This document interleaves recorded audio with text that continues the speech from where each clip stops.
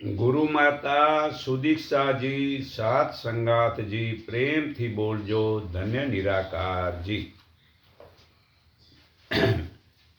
આજે વિશ્વની ઉન્નતિ અને એકતા કરવા માટે સર્વે લોકોનું એક જ લક્ષ્ય હોય. તે લક્ષ્ય પ્રાપ્તિનો માર્ગ એક જ હોય. જે નિરાકાર પ્રભુને જાણે, એકને માને ને એક જ વૈદિક ધર્મ હોય, એક જ ભાષા દરેકની હોય, એક જ આચાર વિચાર હોય, એક જ પ્રકારનું અભિવંદન નમસ્તે બોલવાનું હોય. જુદા જુદા ન બોલવાનું, ખાલી એક નમસ્તે જ બોલવાનું હોય, તો વિશ્વમાં શાંતિ અને ઉન્નતિ થાય છે. તો પરમાત્મા કોને કહેવાય છે? પરમાત્મા તો એક જ છે, જેના ગુણ, કર્મ અને સ્વભાવ પવિત્ર છે. તે નિરાકાર સર્વ જગાએ આમ ઠસો ઠસ વ્યાપક આમ મોજૂદ છે.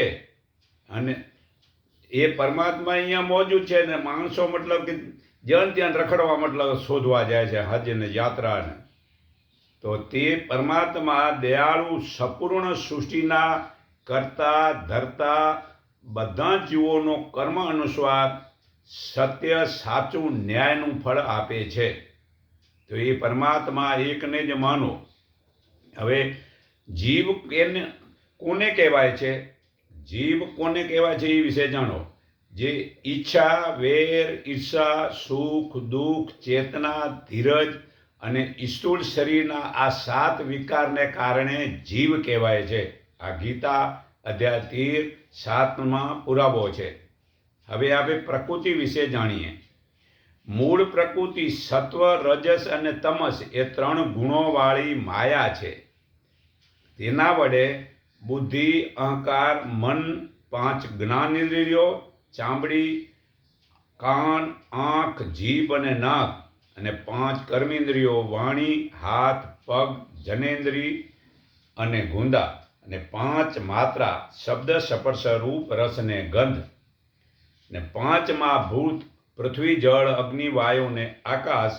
આ બધા શરીર માટે જરૂરી 24 તત્વ છે અને પ્રકૃતિ કહેવાય. આ ગીતા અધ્યાય 13:6 પુરાવો છે. તો હવે વિદ્યાર્થીઓને આપણી પ્રાચીન વૈદિક સંસ્કૃતિનો અભ્યાસ, ધર્મ શિક્ષા, ઈશ્વર ભક્તિ, રાષ્ટ્ર ભક્તિ, માતા પિતાની સેવા અને ધાર્મિક વગેરે સારા ઉત્તમ ગુણો આપવાથી ભવિષ્યમાં સમાજમાં સુખ, શાંતિ, સદાચાર, સેવા ભાવના વગેરેની સ્થાપના થઈ શકે છે. તો ઉપર મુજબ ઈશ્વર, જીવ, પ્રકૃતિ, વેદ, યોગ કે મહાપુરુષોના ગુણ, કર્મ અને સ્વભાવ જીવનમાં ઉતરે તો જ જ્ઞાન વધે, તો દેશની રક્ષા બની શકે, દેશમાં ઉજ્જવળ ભવિષ્ય થઈ શકે. તો હવે જાણો, પહેલું જળ અને ચેતનને જાણો. જળ અને ચેતન કેને કહેવાય? 8 વસ્તુ જળ કહેવાય. પૃથ્વી, જળ, અગ્નિ, વાયુ, આકાશ, મન, બુદ્ધિ ને અહંકાર. આ 8 વસ્તુ જળ છે. હવે ચેતન કેને કહેવાય? પરમાત્માનો આત્મા અંશ જ એક ચેતન છે. તે તથા એ ચેતન તત્વ પરમાત્મા સર્વ જગતને બનાવે છે. એ 2 તત્વ વડે જગત બને છે. આત્મા ચેતન છે અને આ 2 તત્વથી પરમાત્મા સર્વ જગત બનાવે છે. એ 2 તત્વથી નથી બનતું, પણ એ તત્વ વડે મતલબ પરમાત્મા બનાવે છે. તો જેમ દોરામાં મણકાઓ પરોયેલા હોય છે, તેમ આ વિશ્વ સર્વ પરમાત્મામાં પરોયેલું છે. આમ પરોયેલું છે. ગીતા અધ્યાય 7 શ્લોક 4 આ 7 પુરાવો છે. તો વિશ્વની શાંતિ માટે હિન્દુ, મુસ્લિમ કે ખ્રિસ્તી વગેરે માનવાનું છોડી દો અને જુદા જુદા સંપ્રદાયને છોડી ફરી જન્મ કઈ જાતમાં થશે તે આપણા હાથમાં નથી, તે તો પરમાત્માના હાથમાં છે. તો કોઈની સાથે વેર ઈર્ષાનું વર્તન છોડીને એકબીજાને મદદ કરો તો ભવિષ્યમાં સારું સુખ મળશે બીજા જન્મમાં. તો હવે ઋણો ઉતારવા પડે છે. પહેલું, દેવજ ઋણ જો ઉતારવું હોય તો આજથી જીવનમાં વર્તન કરીએ કે ઋષિ મુનિઓએ જે ધર્મ જે છે, ઋષિ મુનિઓએ જે મતલબ કે આમ જ્ઞાન પુસ્તકો બનાવી અને પ્રચાર કર્યા છે એને વાંચીએ ને એના હિસાબે જીવનમાં ઉતારીએ તો ઋષિ ઋણ ઉતરે. પછી પિતૃ ઋણ ઉતારવું હોય તો પુત્ર એવા ભક્ત દાતા અને સુરવીર સંતાન બનાવીએ અને તો પિતૃ ઋણ ઉતરે છે. અને જો દેવ ઋણ ઉતારવું હોય તો યજ્ઞ આદિ દેવોનું ઋણ, યજ્ઞો કરી આમ હોમ કરીએ તો દેવોનું ઋણ ઉતરે છે. તો આ 3 ઋણ ન પતાવે તે નરકમાં જાય છે. મનુસ્મૃતિ પાના નંબર 124 37માં પુરાવો છે. વળી જેના પુત્રો જ નથી તો જે સર્વભાવથી પરમાત્માને શરણે જાય છે તેને કોઈ પણ પ્રકારના ઋણની ઉતારવાની જરૂર જ નથી. જે પરમાત્માને શરણે થઈ જાય અને એના મતલબ કે હિસાબે મતલબ આચરણ કરે એને કોઈ પણ ઋણ ઉતારવાની જરૂર પડતી નથી. તો હવે પરમાત્માના મુખ્ય કર્મ 5 છે, યાદ રાખજો. એક, સંસારને બનાવવો. બીજું, સંસારનું પાલન કરવું. ત્રીજું, સંસારનો નાશ કરવો. ચોથું, વેદોનું જ્ઞાન આપવું. ને 5મું, સારા ખરાબ કર્મનું ફળ આપવું. આ પરમાત્મા 5 કાર્ય પોતે જાતે જ કરે છે. એમાં કોઈ દેવી દેવતા કરતા નથી. અને દેવી દેવતા વડે જે મળે ફળ એ મતલબ બધું નાશવંત હોય. પરમાત્માનો મનુષ્ય સાથે શું સંબંધ હોય છે? પરમાત્માનો મનુષ્ય સાથે પિતા પુત્ર, માતા પુત્ર, ગુરુ શિષ્ય, રાજા અને પ્રજા, સાધ્ય સાધક વગેરે સંબંધો છે. હવે વેદોમાં પરમાત્માને કયા નામે ઓળખાવે છે? નિરાકાર બતાવે છે. જેનો આકાર નથી એવા સાચા ભગવાન છે. જે જન્મે ને મરે એ કંઈ ભગવાન હોય? એ તો ભગવાનની વિભૂતિ છે. ગીતાજીના 10મા અધ્યાયના 18-42માં પુરાવો છે કે વિષ્ણુ, શંકર, રામ વગેરે ભગવાનની વિભૂતિઓ છે. તો હવે જેવું અન્ન તેવું મન, જેવી શ્રદ્ધા તેવું જ્ઞાન થાય છે. તો ભોજન કોનું ખાવું નથી જાણો. આજથી આ ક્રોધી, લોભી, રોગી, પાગલ, ગર્ભભૃંડના હત્યારાએ જોયેલું, ઋતુ દર્શનવાળી સ્ત્રીએ અડકેલું, કારીગરો, રસોઈઓ વગેરે હોટલોનું ભોજન ખાવું જ નથી. યાદ રાખજો, આટલાનું ખાવું જ નથી. કારણ કે કારીગરો, રસોઈઓ વગેરેનું અન્ન પ્રજાને હણે છે. ધોબીનું અન્ન બળને આમ નાશ કરે છે. ને સમૂહ કે વેશ્યાનું અન્ન સર્ગાદી લોકથી આમ ભ્રષ્ટ કરે છે. અને ડૉક્ટરનું અન્ન પરુ જેવું છે. વ્યભિચારિણીનું અન્ન વીર્ય જેવું છે. ને વ્યાજખોરનું અન્ન વિષ્ટા જેવું છે. આ મનુસ્મૃતિ પાના નંબર 97-207માં પુરાવો છે. તે અજાણતા જો ખાતું હોય તો 3 દિવસ ઉપવાસ રાખવો પડે. અગર એ ખાવ નહીં ભાઈ વીરા તો જ ભક્તિ થશે. હવે મનવશ કેમ થાય? મનવશ આધ્યાત્મિક જ્ઞાનની વૃદ્ધિ થાય તો જ મનવશ થાય. તો આધ્યાત્મિક શુદ્ધ જ્ઞાન જાણો. એવું વિચારો કે હું ચેતન આત્મા છું અને મન, ઇન્દ્રિયો અને શરીરનો હું સ્વામી છું. શરીર, મન, ઇન્દ્રિયો જડ છે. મારી ઈચ્છા વિના શરીર, મન, ઇન્દ્રિયો પોતાની મેળે કાંઈ પણ કરી શકતા નથી. હું મારી ઈચ્છા વડે ઈમાનદારીના સત્ય કર્મ કરીશ એવો દૃઢ નિર્ણય કરવાથી આધ્યાત્મિક જ્ઞાન વધે છે. હવે જે મનુષ્ય શાસ્ત્ર વિધિ છોડીને પોતાની મરજી મુજબ આચરણ કરે છે તે સિદ્ધિ કે સુખ કે પરમ ગતિને પામતો જ નથી. અત્યારે સમજાવી દો, મારી મરજી પ્રમાણે હું કરીશ. અરે એ મરજી પ્રમાણે કરવા એ તો તન જે છે ને પરમ ગતિ પામી છે જ નહીં. ગીતા અધ્યાય 16-23માં પુરાવો છે. તો ધર્મ અને પાપ કોને કહેવાય? પક્ષપાત વિનાનો સત્ય, ન્યાયકારી વગેરે ઈશ્વરી આજ્ઞા પ્રમાણે વર્તે તે ધર્મ છે. અને જે પક્ષપાત કરી અન્યાય આચરણથી ખોટું બોલવું વગેરે ઈશ્વરી આજ્ઞાથી જુદું વેર વિરુદ્ધ વર્તવું તે પાપ છે. હવે દાન દેવું એ કર્તવ્ય છે એવી બુદ્ધિથી પ્રસન્ન ચિત્તથી કોઈ પણ ફળની ઈચ્છા રાખ્યા વિના, બદલાની આશા વિના, યોગ્ય સ્થળે, યોગ્ય સમયે, યોગ્ય વ્યક્તિને જ અપાય છે તેને સાત્વિક દાન કહેવાય છે. બાકી જ્યાં ત્યાં બીજે દેવાથી કોઈ મતલબ કે લાભ થતો નથી. ગીતા અધ્યાય 17:20 પુરાવો છે. તો વેદ જ્ઞાની એકને જમાડવાથી 10,000 માણસનું ફળ મળે છે. 10,000 માણસ જમાડો ને એક જ વેદ જ્ઞાનીને જમાડો, એટલું પુણ્ય એક વેદ જ્ઞાનીને જમાડવાથી મળે છે. આ મનુસ્મૃતિ પાના નંબર 57-131. તો ભોજન પાપીને જમાડવાથી લાગેલા પાપ છૂટતા નથી. આમ લોહીવાળા હાથ લોહીમાં જ આમ ડબડ્યા રાખી તો કંઈ હાથ સાફ થતા નથી. શુદ્ધ જળથી થાય છે તેમ જ્ઞાની જમે તો પાપ છૂટે છે.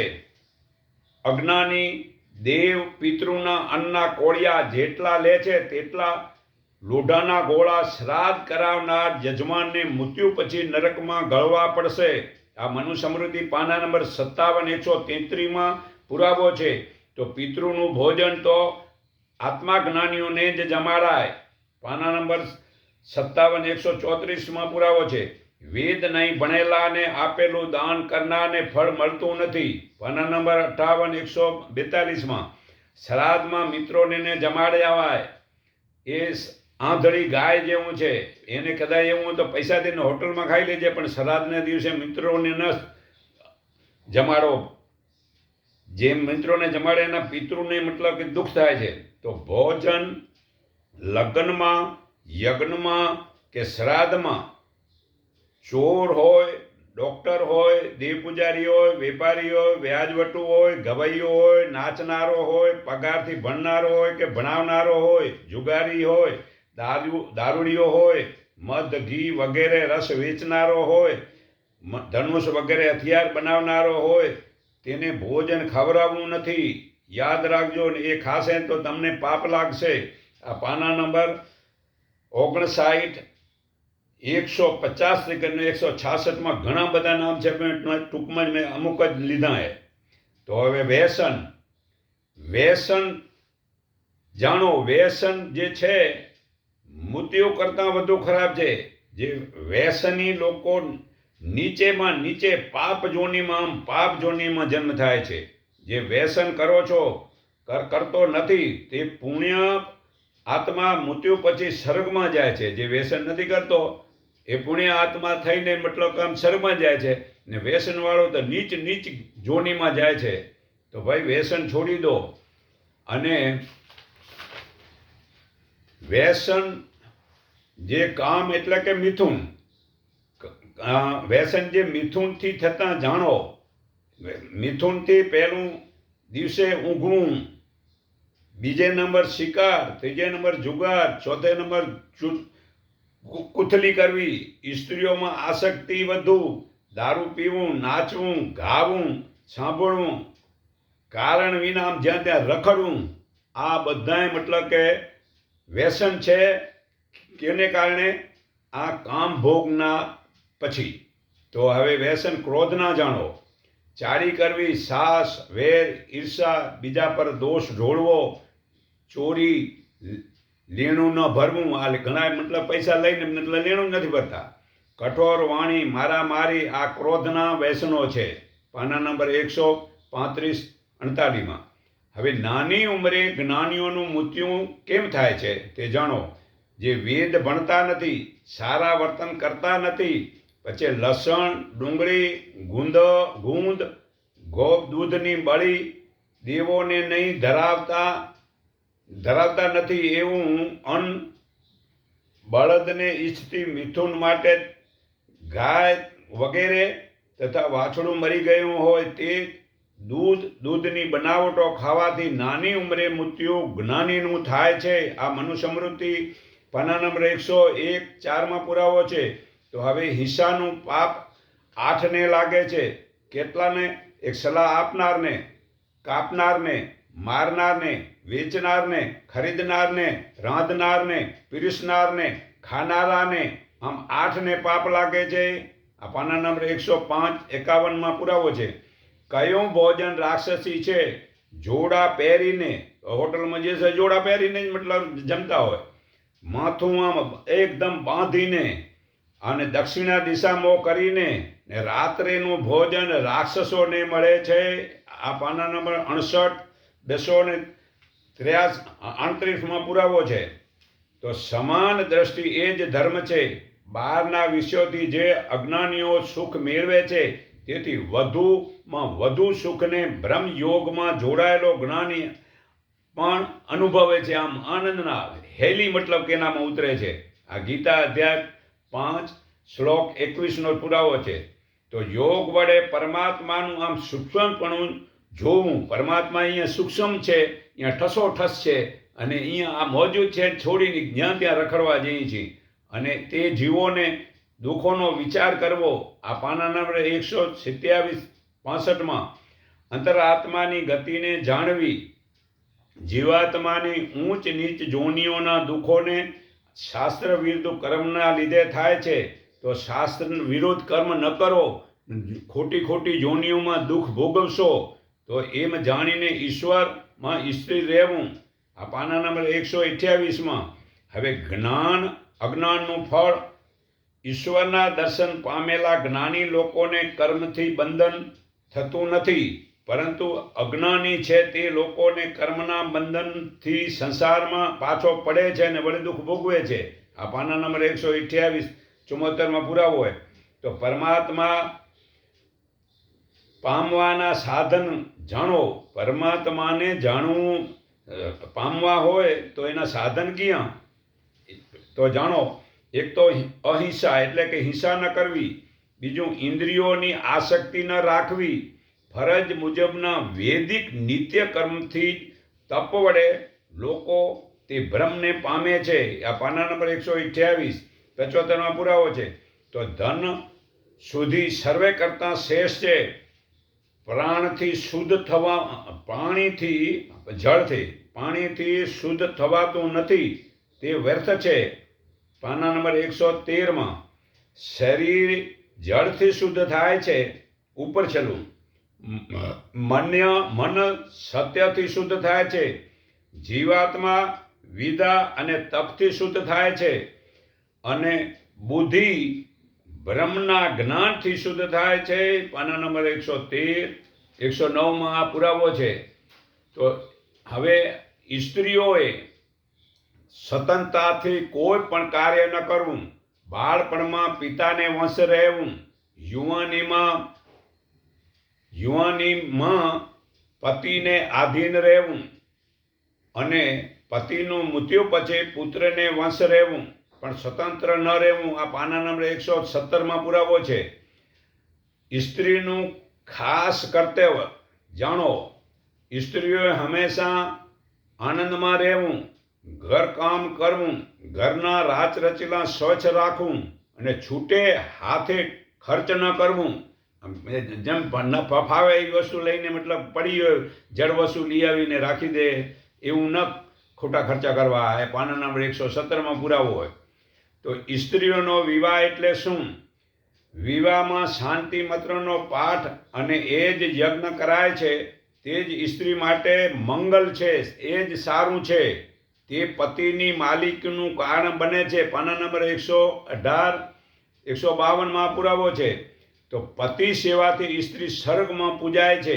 સ્ત્રીઓ માટે અલગ યજ્ઞ નથી, અલગ વ્રત નથી કે ઉપવાસ કરવાના નથી, કારણ કે તે પતિની સેવા કરે તેથી તે સ્વર્ગમાં પૂજાય છે.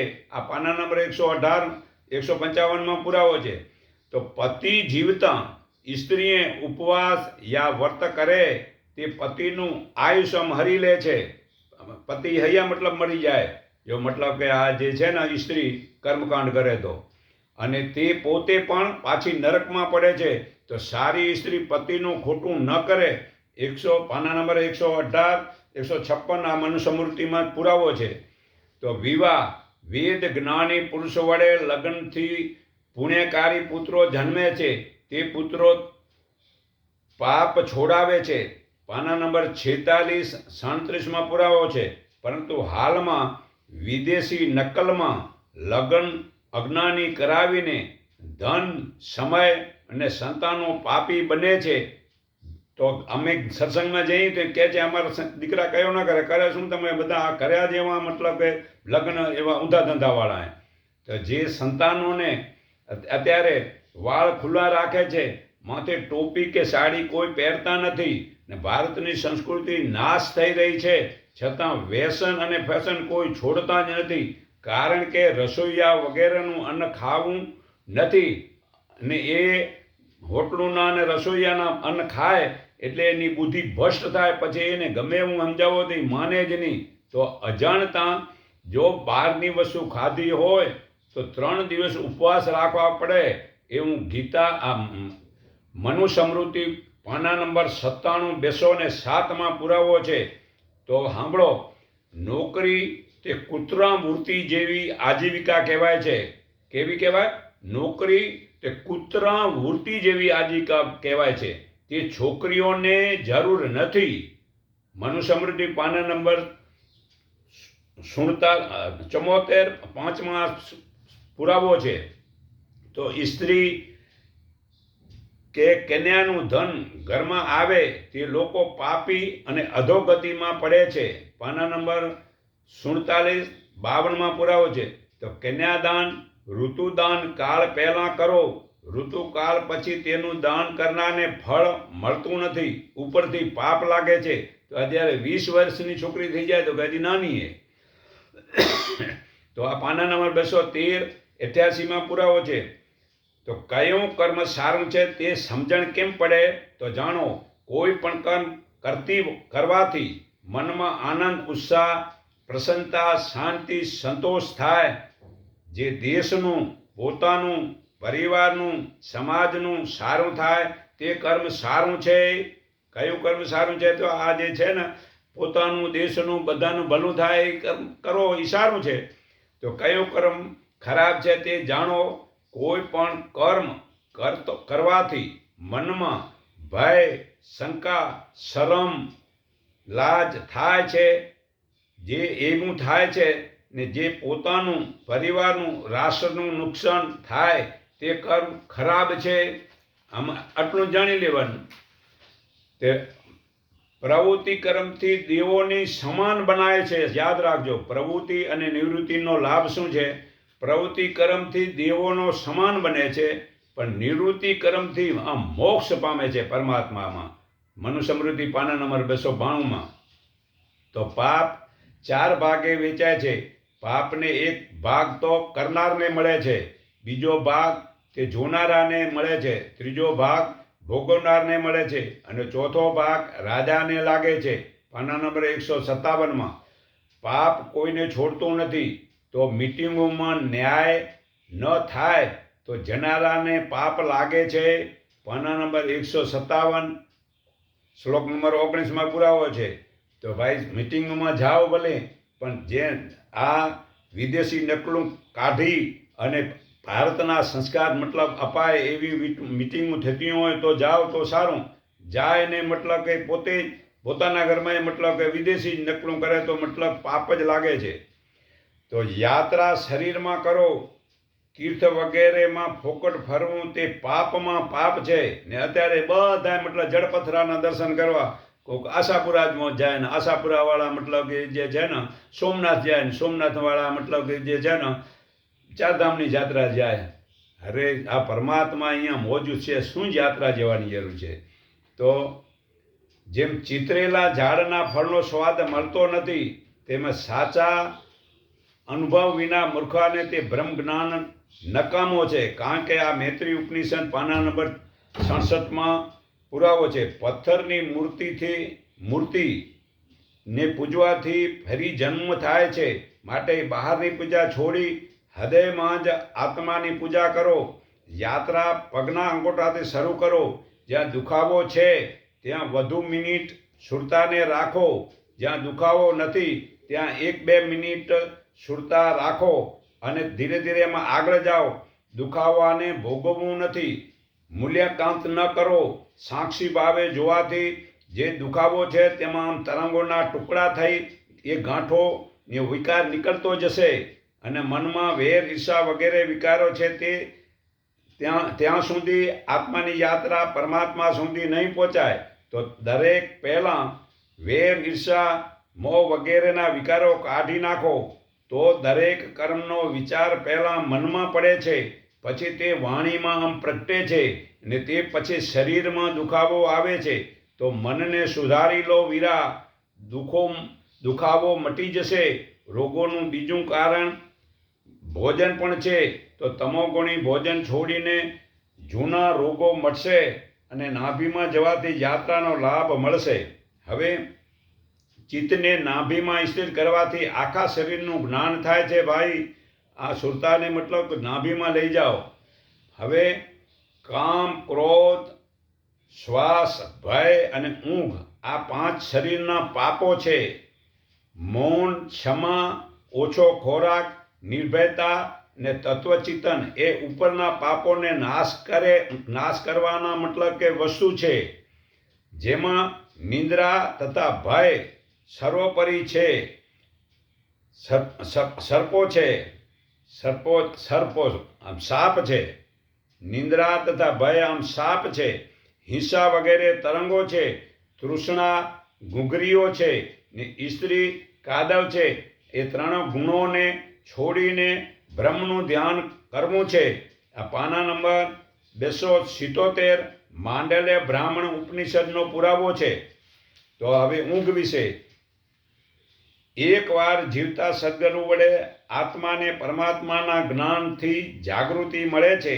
તે ચેતન આત્માની જાગૃતિમાં આખી રાત જતી રહે છે. તો ભલેને ઊંઘ આવી જ નથી, છતાં પરમાત્માના જ્ઞાનમાં જાગૃતિથી તો જ્યારે સવારે ઉઠે છે તો તેણે ખૂબ જ સ્ફૂર્તિ અનુભવે છે. જાણે કે ગાઢ ઊંઘમાંથી ઉઠ્યો હોય એવો આનંદ અનુભવે છે. જે વર્તમાનમાં જે પરમાત્માને જુએ છે તેને ઘણો જ આનંદ મળે છે. તો દિવસનું ઊંઘવું નથી, છતાં થોડુંક ઊંઘો. તે પણ રાત્રે ને દિવસનું મિલાવીને 7.5 કલાકથી વધુ ઊંઘવાથી બુદ્ધિ ભ્રષ્ટ થાય છે. તો સવારે 4 વાગે ઉઠવાની ટેવ પાડો અને પરમાત્મા અહીંયા મોજું છે એનો રસ લૂંટો. પરમાત્મા કંઈ દૂર નથી અને પરમાત્માનો આત્મા એ પરમાત્માનો જ અંશ જ છે. આત્મા એ પરમાત્મા છે. આ મતલબ કે જે છે ને પરમાત્મા અંદર છે તો અહીંયા બોલાય છે. આ શરીર તો જડે. તો મુક્તિના લક્ષણ જાણો. સમાન બુદ્ધિવાળો મૃત્યુની ઝખના કરતો નથી ને જીવવાની ઈચ્છા રાખતો નથી, પરંતુ સેવકની જેમ સમયની જ વાટ જુએ છે. પાના નંબર 124માં આ પુરાવો છે. તો મૂર્તિ વિશે જાણો. સાચી મૂર્તિ એ છે એને પૂજો. મૂર્તિ વિશે જાણો. આચાર્યની બ્રહ્મની મૂર્તિ છે. પિતા બ્રહ્માજીની મૂર્તિ છે. માતા આ પૃથ્વી દેવીની મૂર્તિ છે ને ભાઈઓ પોતાના આત્માની જ મૂર્તિ છે. તે સર્વદેવ સમજીને તેનું અપમાન ન કરવું. આ પાના નંબર 39માં પુરાવો છે મનુસ્મૃતિમાં. તો માતા પિતાનો બદલો સેંકડો વર્ષે વાળી શકાતો નથી. સંતાનોના જન્મ ઉછેર માટે જે દુઃખ સહન કરે છે તો માતા પિતાને ગુરુને સંતોષવાથી તપ સફળ થાય છે. ભાઈ માતૃભક્તિથી આ લોકને પામે છે, પિતૃભક્તિથી સ્વર્ગને પામે છે અને ગુરુ ભક્તિથી મનુષ્ય પરબ્રહ્મને પામે છે. તો ભાઈ પરમાત્માને પામવું હોય તો ગુરુ ભક્તિ કરવી પડશે. તો આ પાના નંબર 40માં મનુસ્મૃતિમાં પુરાવો છે. તો આત્મા જ્ઞાન ચંડાળ પાસેથી પણ લેવાય અને નીચ કુળમાંથી ઉત્તમ સ્ત્રી સ્વીકારી લેવાય. પાના નંબર 41માં પુરાવો છે. તો હવે જીવન મુક્ત વિશે જાણો. જે આંખે દેખાય છે તે રૂપ સર્વે માયાના છે. જીવ 25મું તત્વ છે. તે પોતે કલ્પેલ 24 તત્વોને તજીને હું 26મો પરમાત્મા છું એવું નક્કી કરે છે. તે અંતરલક્ષ રૂપ થઈને પરમાત્મા કાશરૂપ અખંડ મંડળાવાળો થાય છે. તે જીવન મુક્ત થાય છે. માંડલ્ય બ્રાહ્મણ ઉપનિષદ પાના નંબર 281માં પુરાવો છે. તો આત્મા જ્ઞાન વિશે જાણો. ફૂલ દેખાય છે, તેની સુગંધ દેખાતી નથી. તેમ શરીર દેખાય છે, પણ તે શરીરને જોનારો દેખાતો નથી. એ જોનારાને જાણે તો આત્મા જ્ઞાન થયું સમજો. જે મન, બુદ્ધિ અને શરીરના 24 તત્વો તે તમો નથી તેવું નક્કી થાય તો આત્મા જ્ઞાન થયું સમજો. બધું જ ભૂલવાથી ઊંઘ આવે છે. તેમ આ સંસારની અંદર ભજન, મંત્ર, નામ, રૂપ, આવડેલું આવડેલું બધું જ ભૂલી જાઓ તો આત્મા જ્ઞાન થયું સમજો. જે આત્મામાં પ્રીતિવાળો, આત્મામાં તૃપ્ત રહે છે, તેને કશું જ કરવાનું નથી. જ્ઞાની કર્મફળની ઈચ્છા વિના કર્મ કરતો પુરુષ પરમાત્માને પામે છે. આ ગીતા અધ્યાય 3 શ્લોક 17 થી 19માં પુરાવો છે. તો ભાઈઓ, યોગના 8 અંગ છે અને તે સંપ્રદાયના નથી ને સંપ્રદાયને છોડવાથી જ યોગથી ભક્તિની શરૂઆત થાય છે. પણ આ સંપ્રદાય છોડતા જ નથી અને સંપ્રદાયમાં જ પડ્યા રહે છે. તો ભાઈ, ભક્તિ કરવી હોય તો સંપ્રદાયને છોડવી પડશે. અને યોગના 8 અંગ છે તે સાંભળો. પહેલું યમના નિયમ શું છે? પહેલા 8 અંગ છે. 8 અંગ જાણો. યમ, નિયમ, આસન, પ્રાણાયામ, પ્રત્યાહાર, ધારણા, ધ્યાન અને સમાધિ. આ યોગના 8 અંગ છે. પછી યમના નિયમ છે. પહેલો તો અહિંસા, બીજો સત્ય, ત્રીજું અસત્ય, ચોથું બ્રહ્મચાર્ય, પાંચમું અપરિગ્રહ. આ 5 મતલબ કે જે યમના નિયમે. હવે નિયમના નિયમ સાંભળો. પહેલું શોચ, બીજો સંતોષ, ત્રીજું તપ, ચોથું સ્વાધ્યાય, પાંચમું ઈશ્વર પ્રાણી ધ્યાન. હવે આસન, ઈશ્વરની ઉપાસના કરવામાં શરીરને શાંત સ્થિર કરીને સુખથી બેસવું તે આસન કહેવાય છે. પ્રાણાયામ, આસન સીધી થયા બાદ શ્વાસની ગતિને રોકી દેવી તે પ્રાણાયામ કહેવાય છે. પાંચમું પ્રત્યાહાર, ઇન્દ્રિયોને પોતાના વિષયોમાંથી હટાવી મન અને ઇન્દ્રિયોને સ્થિર કરવું તે પ્રત્યાહાર છે. હવે ધારણા વિશે મનને નાભી, હૃદય અને આ મસ્તક વગેરેમાં કેન્દ્રિત કરવું તેને ધારણા કહેવાય છે. હવે ધ્યાન વિશે સાંભળો. ધ્યાન ધારણાવાળા સ્થાનમાં ઈશ્વરની અનુભૂતિ લગાતાર બની રહે તેને ધ્યાન કહેવાય છે. હવે સમાધિ વિશે જાણો. ધ્યાન કરતાં કરતાં ઈશ્વરને પામી લેવા ને અનુભવી લેવા તે સમાધિ કહેવાય છે. પછી દિવસમાં આનંદ લૂંટે છે. હવે કોષ વિશે જાણો. મનુષ્ય દેહ અન્નમય કોષમાં જીવાત્મા સ્થૂળ શરીરમાં બંધાયેલો છે. બીજું બંધન જીવાત્મા અને પ્રાણનું બંધન છે, તે પ્રાણ વડે બંધાયેલો છે. ત્રીજું બંધન મનોમય કોષનું છે. ચોથું બંધન વિજ્ઞાનમય કોષનું છે અને પાંચમું બંધન આનંદમય કોષનું છે. આ વિષય રસમાં બંધાયેલો છે, શબ્દ, સ્પર્શ, રૂપ, રસ ને ગંધમાં. તો આ 5 કોષ સદગુરુ પરમાત્માની કૃપાથી નીકળે છે. એના સિવાય નીકળવાના નથી. સદગુરુના સંગ વડે, મતલબ કે સમજાવે કે ભાઈ આ જે એક વિષયથી જે છે પશુ પક્ષી મરે રહ્યા અને આમ ભમરોગ સુગંધ લઈને મરે રહ્યો, માછલી મતલબ કાંટો ખાવા જાય ને મરી જાય, આમ પતંગીઓ મતલબ કે રૂપ જોઈને મરી રહ્યા તો એક વિષયથી મરી રહ્યા. અને માણસો 5 વિષય છોડતા નથી. તો છોડી દો એમ ગુરુ સમજાવે તો આ બંધન છૂટે છે. હવે આભા મંડળ ખરાબનું કારણ જાણો. આભા મંડળ ખરાબ કેમ થાય છે? એક તો તમોગુણી ખોરાકથી, તમોગુણી ખોરાક. બીજું કે કસરત બરાબર કરતા નથી. ત્રીજું ટેન્શન છે. પછી આળસમાં પડ્યા રહે છે અને ખાસ કરીને વિદેશી નકલો કરવામાં જ આભા મંડળ બગડે છે. તો હવે આભા મંડળનો સંબંધ કર્મો સાથે છે. આધ્યાત્મિક કર્મોથી મનુષ્યની શક્તિ જે વીજચુંબકી શક્તિ વધે છે. તેથી 7 ચક્રોના રંગની માહિતીથી વ્યક્તિ સ્વસ્થ બને છે. જ્યારે મતલબ કે મૂલાધાર ચક્ર ખુલે તો અહીંયા આ સુરતામાં મતલબ લાલ કલર આવે એવા મતલબ કે ચક્ર જ્યારે ખુલે તેના કલર જુદા જુદાની સમજણ પડે છે. તો તમારું આભા મંડળ બીજાઓના આભા મંડળ સાથે આંતરિક ક્રિયા કરે છે. આભા મંડળમાં ફેરફાર દિવસમાં કેટલીક વાર થાય છે. મનુષ્યની શારીરિક ભાવના વિચારથી માનસિક અને આધ્યાત્મિક વિચારોથી આભા મંડળના ફેરફાર થાય છે. જેને પરમાત્માનું જ્ઞાન થાય છે તે પરમાત્માને પોતાની નજીકમાં નજીક સમજે છે. તે આનંદમાં આભા મંડળનું વિસ્તારને વધારે છે. તો બધા લોકો જો ધ્યાન વડે આભા મંડળના તરંગનો વિસ્તારને વધારે તો યુદ્ધ ન થાય. એક ક્ષણ મન પરમાત્મામાં ઈશી થાય તો લાભ કેટલો મોટો થાય છે જાણો.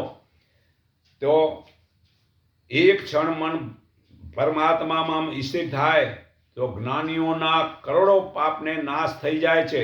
હું બ્રહ્મ છું. આ મંત્ર 7 કરોડ મંત્ર બરાબર છે. જેથી સુરતા તુરત જ મોક્ષ પામે છે એ માણસ. તેમાં લગારે સંદેહ નથી. આ તેજો બિંદુ ઉપનિષદ 175માં પુરાવો છે. તો એક ક્ષણ એક સેકન્ડમાં 14 થી 35 ઓજસના તરંગોને ફેલાવી આકાશમાં ઓજસના તરંગોની મૂડી જમા કરો વીરા. એ મૂડી જમા હશે આકાશમાં તો હાલમાં તમોને કામ આવશે અને જગતના લોકોને પણ 3 પ્રકારના દુઃખો મળશે. આધ્યાત્મિક, આદિદેવિક અને આદિભૌતિક. તો આત્મા જ્યારે નાભીમાં સ્થિર કરીએ છીએ, આત્માને જ્યારે નાભીમાં સ્થિર કરીએ છીએ તે વેળા શરીરના 24 કરોડ છિદ્રોમાંથી એક સાથે આત્માના આમ દિવ્ય ઓજસ હવન થાય છે. આ છે તમારી સંસાર પ્રત્યેની સાચી સેવા. તમે વિચાર, વાણી અને વર્તનથી જે સેવા કરો છો તે કરતાં અનંત ગણી સેવા તમે તમારા મૂળ ચેતન સ્વરૂપમાં સ્થિર રહીને કરી શકો છો. માટે સ્થિર થવાની તલવાલાટ સેવો. એકતાનું સંગઠન સનાતન ધર્મથી થાય છે. સનાતનને જ કોઈ સમજતા નથી. સન્ના એટલે સનાનો અર્થ થાય પરમાત્મા ને તન એટલે શરીર થાય છે. જે લોકો પોતાના સુખ માટે જે શક્તિવાળું ખાઈને જીવે છે તે કરતાં સર્વ જીવોના પોષણના હિત માટે જીવે અને ગીતા વેદ વાંચે અને તે મુજબ નાત જાતના ભેદને છોડી સમાન દ્રષ્ટિનું વર્તનથી સંકીર્ણ બને તો સર્વનું કલ્યાણ થાય. તે માટે ભારતના સંસ્કારની ખાસ જરૂર છે. વિદેશોની નકલ જે જન્મદિવસ કે લગ્નમાં રિફ્લેક્શન વગેરે છોડી દો. તો હવે તત્વબોધ અનુભવીને એકલું આનંદમાં રહેવું રે. ભજ્યા પરબ્રહ્મને બીજું કાંઈ ન કહેવું રે. એક જ જાણી આત્મા કોઈને દુઃખ ન દેવું રે. સુખ દુઃખ આવે સહેજમાં તે તો સહીને રહેવું રે. ઉર્મીને બીજી ઈચ્છણાથી અળગા રહેવું રે. સમદર્શી ક્ષમતાને ગ્રહી આપ ખોવું રે. આદિ મધ્ય અંત એક જ અદ્વૈત ભસ્ત ભાસે રે. આત્મ તત્વ જ્ઞાન થકી અજ્ઞાન નાસ્યું રે. વેદ જોયા, પુરાણ જોયા, સર્વે તપાસી. ઈશ્વરના નામથી કોઈ ન મોટું રે. સંત ઉપવાસી સદગુરુને સેવતા મારું મનડું ગળ્યું રે. કૃષ્ણ કહે પ્રભુ મારું ચિત્ત પોયું રે. જે લોકો જે દેવોને પૂજે છે તે સ્વરૂપે વિશેની શ્રદ્ધા ઈશ્વર દ્રઢ કરે છે. તે દેવતા વડે પ્રભુ જ નિર્માણ કરેલી ઈચ્છિત ભોગો પામે છે. પરંતુ તે અલ્પ બુદ્ધિના લોકોને જે ફળ નાશવંત હોય મળે છે. દેવોને પૂજનારા દેવોને પામે છે પણ પ્રભુને પૂજનારા પ્રભુને પામે છે. આ ગીતા અધ્યાય 7:21માં પુરાવો છે. તો હે પાર્થ, પોતાનું સ્વાભાવિક કર્મ પાપવાળું હોય તો પણ તેનો ત્યાગ ન કરવો જોઈએ. કારણ કે જેમ અગ્નિ ધુમાડાથી ઢંકાયેલો રહે છે તે રીતે બધા જ કર્મો કાંઈક ને કાંઈક પાપથી ઢંકાયેલા જ હોય છે. આ ગીતા અધ્યાય 18:48માં પુરાવો છે. તો મનુષ્ય 2 પ્રકારના છે. એક જીવ દશાના છે, બીજા આત્મા દશાના છે. જે મનુષ્ય આ લોકનું ને પરલોકનું જ્ઞાન છે તેવા પરલોકના જ્ઞાનવાળો આત્મા પરમાત્માને પામે છે. પણ જીવ દશાવાળો તે જીવને લક્ષ્ય સદાકાળ માયામાં રહે છે. તે માયામાં પાછો જન્મ ચાલુ જ પડ્યા રહે છે. આ મહાભારત પાના નંબર 736 પુરાવો છે. તો મનુષ્ય 3 પ્રકારના છે, ઉત્તમ, મધ્યમ અને કનિષ્ઠ. ને લક્ષ્મી પણ 3 પ્રકારની છે, બેટી, સ્ત્રી અને માતા.